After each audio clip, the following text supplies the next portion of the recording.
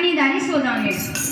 कुछ थोड़ी देर रुके, फिर कुछ 4 बजे तक होश ऐसे कि तारा रानी की कथा समाप्त करके और जब जाते हैं।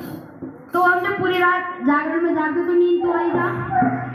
अब माता रानी के लिए हम जो चीज लेके जा, नींद के चक्कर में उसे भी छोड़ दिया, मैं उसे भी भूल जाऊंगा को पैराना।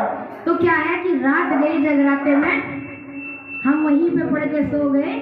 मुझको मैया जी माफ करना, गलती हमारे से हो गई। ठीक है।